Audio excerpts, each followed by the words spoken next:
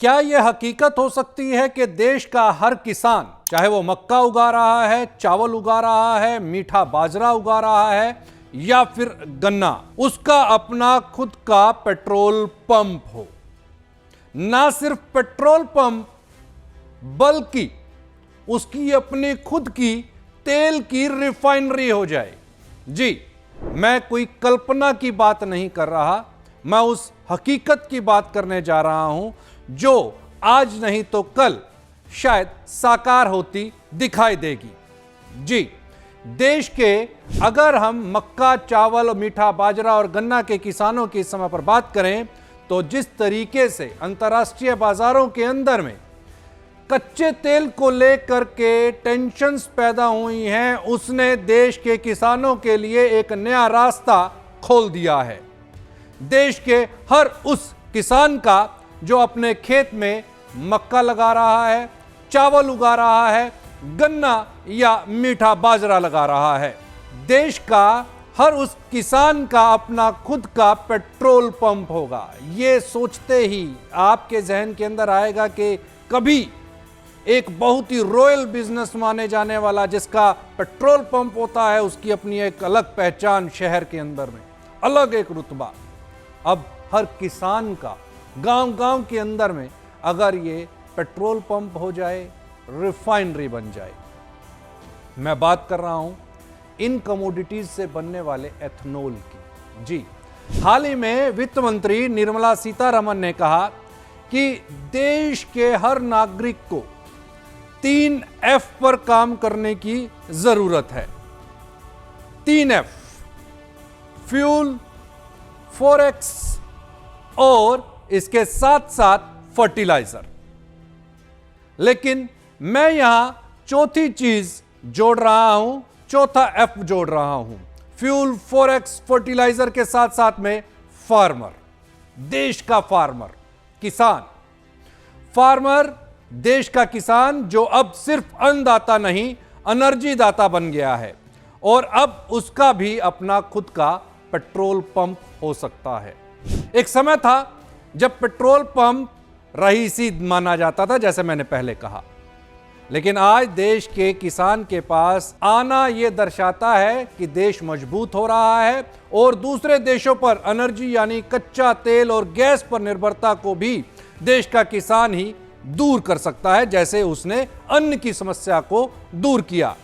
देश के नागरिक के पेट की भूख को शांत करने वाला किसान, जिसने अन्न आयात से देश को अन्न निर्यातक की स्थिति में पहुंचाने का काम किया, वही अन्नदाता अब कच्चे तेल के आयात पर भारत की निर्भरता को कम करने में अहम भूमिका निभाने के लिए तैयार है। जिस तरह देश में सोलर पैनल घर घर पर है और उन सोलर पैनल के अंदर में जितनी घर के मालिक ने बिजली कंज्यूम की और जो सरप्लस के अंदर बिजली आई तो वो सरकार को बेच सकता है, उसी प्रकार एक माइक्रो यूनिट, जी, अगर आपके खेत के अंदर में एथनॉल का लग जाए, जैसे आपने सरसों की खेती की, सरसों की खेती के लिए आपने खेत के अंदर ही प्रोसेसिंग यूनिट लगाया सरसों के तेल निकालने का, जिससे आपको सरसों का तेल मिला और साथ ही खल मिल गई। उसी प्रकार अगर आपने खेत के अंदर में मक्का लगाया है, चावल लगाया है और या यूं कहें कि गन्ने की अगर आपने खेती की है, मीठा बाजरा अगर आपने लगाया है, तो आप छोटे यूनिट की, छोटा एथनॉल की जो रिफाइनरी है यानी माइक्रो प्रोसेसिंग एथनॉल की आप अपने खेत में लगा सकते हैं। अब इसे आप या तो सरकार को बेच सकते हैं या फिर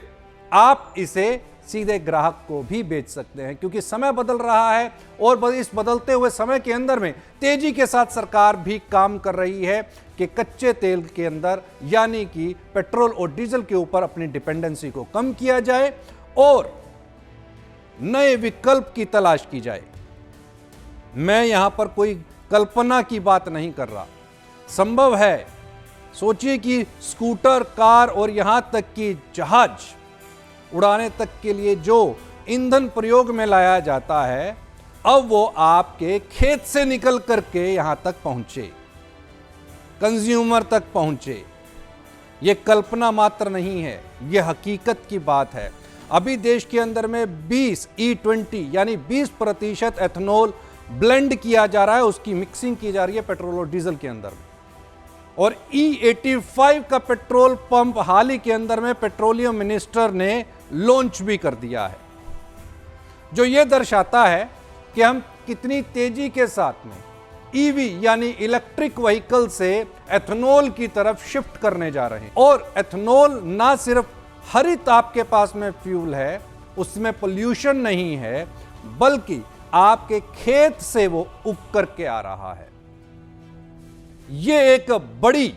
जीत है एक किस्म की। अब अगर इसको और थोड़ा सा समझने की कोशिश की जाए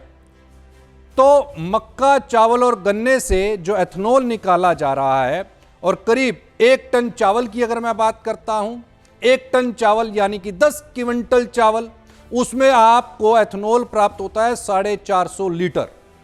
और अगर मैं मक्का की बात करता हूं तो मक्का से आपको एथेनॉल मिलता है 400 लीटर। अगर हम एक उदाहरण मक्का का ले लें तो मक्का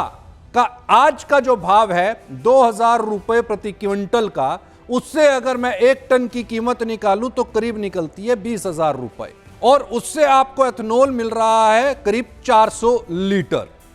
यानी 50 रुपए प्रति लीटर का एथेनॉल की लागत आपको पड़ रही है। अब इस एथेनॉल को सरकार एथेनॉल बनाने वाली कंपनियों से खरीद रही है 71 रुपए 86 पैसे पर। तो आप ये देखिए कि 21 रुपए का सीधा सीधा प्रति लीटर का फायदा।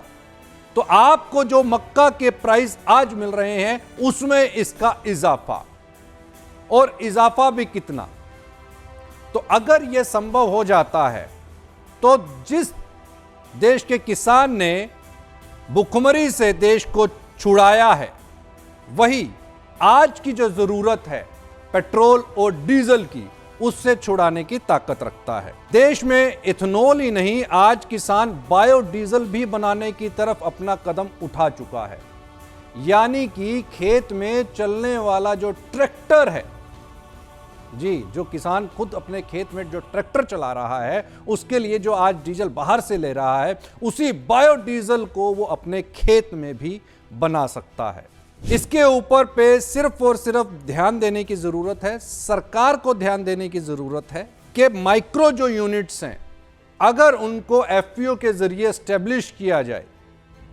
एक तालुका के अंदर में, निश्चित गांवों के एक एरिया में क्लस्टर जोन बना करके, तो जो कच्चे तेल की जो समस्या है,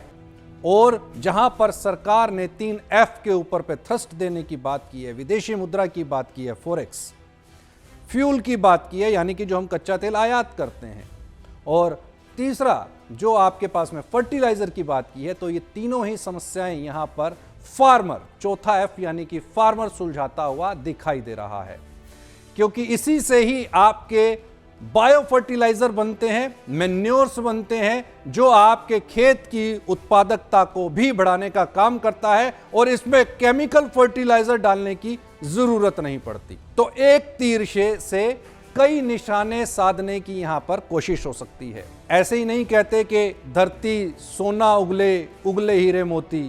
खेत में धान से सिर्फ खाने के लिए चावल ही नहीं निकल रहा, बल्कि धान की पराली से बायोफ्यूल और कोयला, बायोचार, ईंट और भी इसके जो इको फ्रेंडली